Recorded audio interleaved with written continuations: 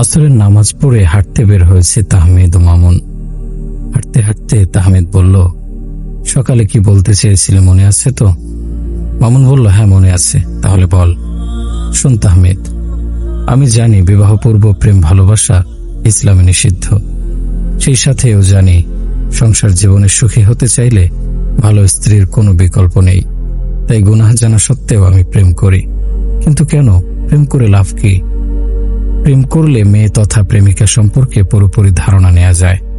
দীর্ঘদিন প্রেমের সম্পর্ক থাকার কারণে বুঝতে পারা যায় মেয়েটা কি রকম, তার চাহিদা এবং অভ্যাসগুলোই বা কি কি। তাছাড়া একে অপরের প্রতি সখ্যতা এবং আন্তরিকতাও হয়ে ওঠে গভীর থেকে গভীরতর, যা সংসার জীবনে অমূল্য পাথেয়।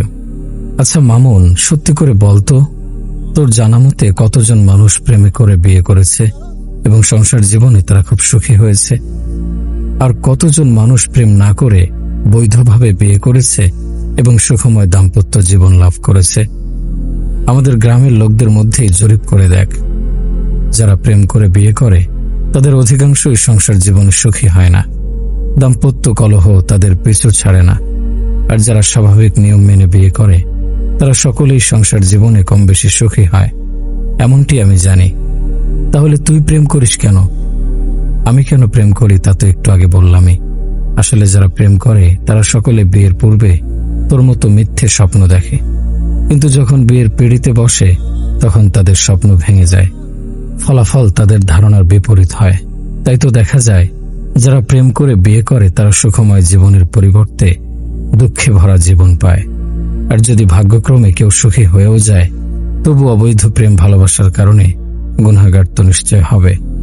মনে রাখিস, গুনাহ তথা আল্লাহর নাফরমানি করে সংসার জীবনে সুখী হওয়ার চেয়ে সংসার না করাটাই অধিক শ্রেয়।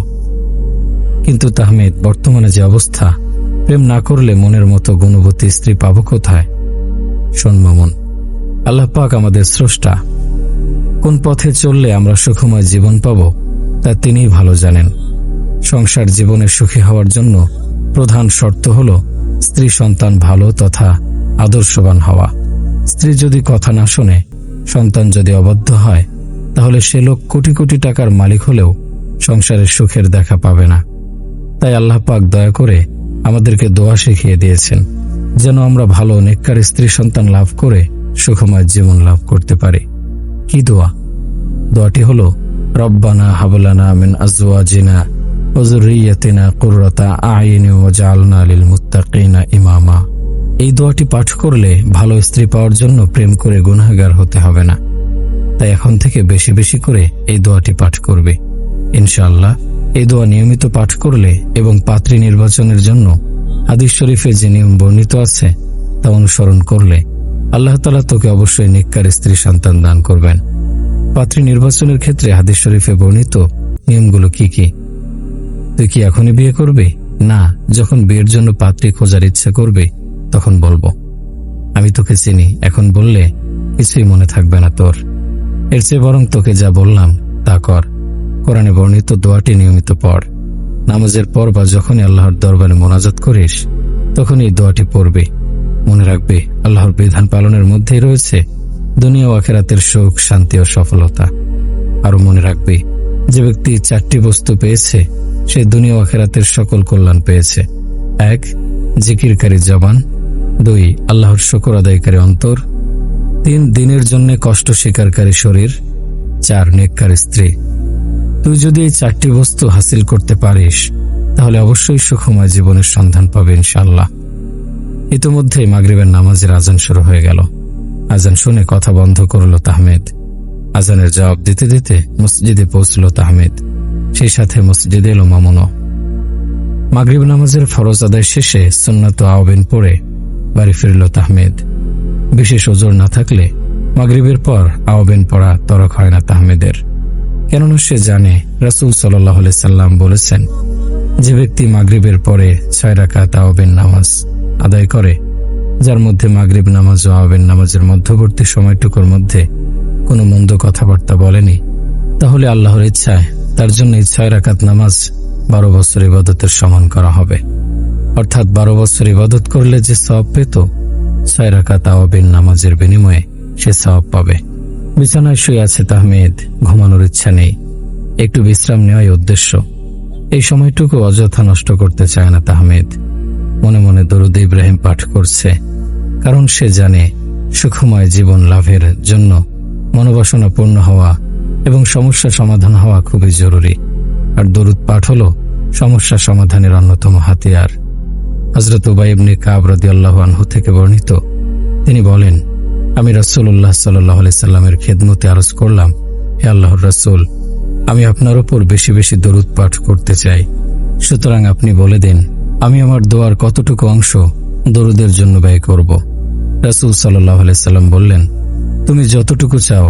আমি বললাম, 4/1 ভাগ। রাসূল সাল্লাল্লাহু আলাইহি সাল্লাম বললেন, তোমার যতটুকু মন চায়, তবে যদি এর চেয়ে বেশি পড়ো তবে তা তোমার জন্য উত্তম হবে। আমি বললাম, তাহলে দোয়ার অর্ধাংশ দরুদ শরীফ পাঠে ব্যয় করি। নবী করিম সাল্লাল্লাহু আলাইহি সাল্লাম বললেন, তোমার ইচ্ছা, তবে আরো বেশি বাড়িয়ে পড়লে তা তোমার জন্য উত্তম হবে। আমি বললাম, তাহলে আমি আমার দোয়ার 2/3 সময় আপনার উপর দরুদ শরীফ পাঠে ব্যয় করে দেব। আল্লাহর নবী সাল্লাল্লাহু আলাইহি সাল্লাম বললেন, তোমার ইচ্ছা, তবে যদি এর চেয়ে বেশি পাঠ করো তবে তোমারই মঙ্গল হবে। আমি বললাম, আমি আমার দোয়ার পূর্ণ সময়টাই দরুদ শরীফ পাঠ করব। রাসূল সাল্লাল্লাহু আলাইহি সাল্লাম বললেন, যদি তুমি এমনটি করো তাহলে তোমার মনের সকল বাসনা ও সকল সমস্যার সমাধান আল্লাহর পক্ষ থেকেই হয়ে যাবে এবং তোমার পাপ ও অন্যায় ক্ষমা করে দেওয়া হবে। দরুদ শরীফ পাঠ করতে করতে রাসূল সাল্লাল্লাহু আলাইহি সাল্লামকে নিয়ে একটি কবিতা লেখার ইচ্ছা হলো তাহমিদের। যে ইচ্ছা সেই কাজ। বিছানা ছেড়ে পড়ার টেবিলে গেল, খাতা কলম হাতে নিয়ে বিসমিল্লাহ বলে লেখা শুরু করলো। আগমনী তার ধন্য হলো এই নিখিল জাহান, রহমত রূপে পাঠালেন তাকে আল্লাহ সুমহান। তার পরশে মরুর বুকে ফুটল নানা ফুল, হিংসা বিদ্বেষ দূরে পালালো, ভাঙল সবার ভুল। তার ছোঁয়াতে কাফের বেদইন হলো পরশ পাথর, যাদের দেখে শয়তান ভয়ে কাঁপিত থরথর। তার আলোতে বিশ্ব আজি হয়েছে আলোকময়, মিথ্যা অন্যায়ের পতন হয়েছে, হয়েছে সত্যের জয়। তার দেখানো পথে যে জন থাকবে সদা অটুট, পথভ্রষ্ট হবে না কভু, যতই বিপদ আসুক।